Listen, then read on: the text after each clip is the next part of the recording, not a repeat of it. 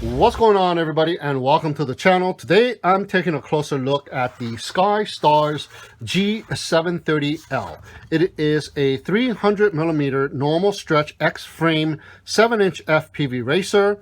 It is also the removable arm configuration with sandwich plates, and we also have a top plate, but instead of column standoffs, we have some aluminum brackets in the back with some cutouts to perhaps accommodate LED lights or a buzzer combo, with a column standoff mounted sideways for support.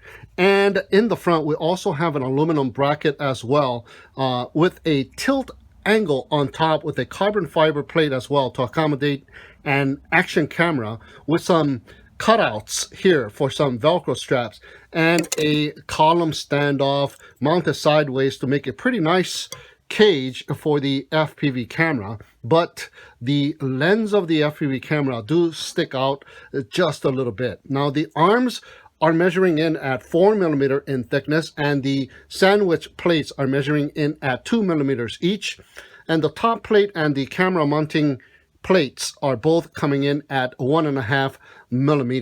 So the quadcopter comes with the XT60 connector routed to the top of the quadcopter, so you can mount the battery on the top plate.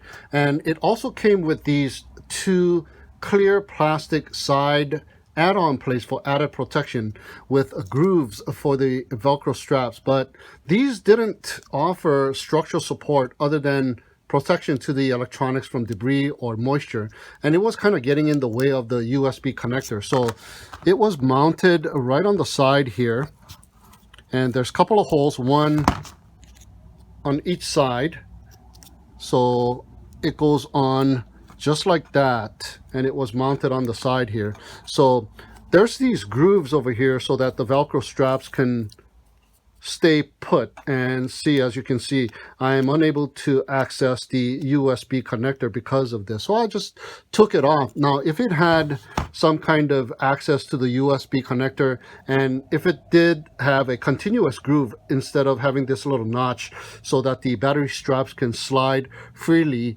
to accommodate different battery sizes, that would have been a lot better. Now the XT60 connector, however, can be routed to the bottom, so you can have the battery bottom mounted, so you can take advantage of this action camera mount, because as it is right now, with the battery being mounted on the top, it is very difficult to mount the camera without getting in the way of the battery and keep the center of gravity as the battery gets pushed towards the rear. And as you can see here, the XT60 connector is soldered so that it is coming out the front instead of the rear. So if you don't like this configuration, you can always just solder the XT60 cables to come out the back and have it kind of like the traditional way, where it is zip tied to the rear arms. So this is a huge quadcopter, guys. So just to show you how big this thing is, let's do a little comparison here. What I have here is the Emax Hawk 5 with 6-inch arms. So this is actually a Emax Hawk 6 is what I like to call it. So let me go ahead and place it right on the top of it. So check it out. It is just a huge quadcopter, and I do have 6-inch props on this one as well. So I have another quadcopter here. It is the Helifar Futon 2, and this is just a normal 5-inch quadcopter. Check it out. It is looking kind of like comparing a 3-inch quadcopter to a 5-inch quadcopter, doesn't it? So this is one huge quadcopter, guys. So one more time, the Emax Hawk 6 and the Helifar Futon 2. It just dwarfs this Helifar Futon 2.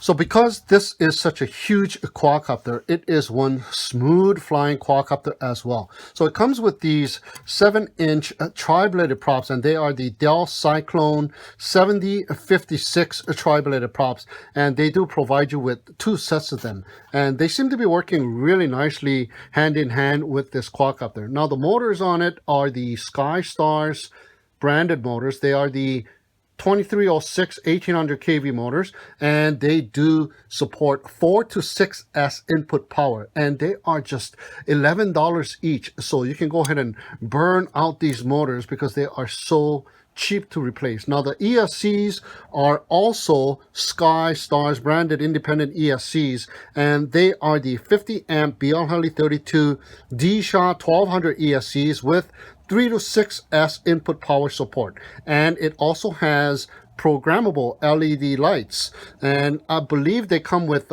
red LED lights pre-programmed in the front and green LED lights pre-programmed in the rear. Now it also came with this self-powered buzzer, kind of like the V-Fly Finder that I've done a review on recently.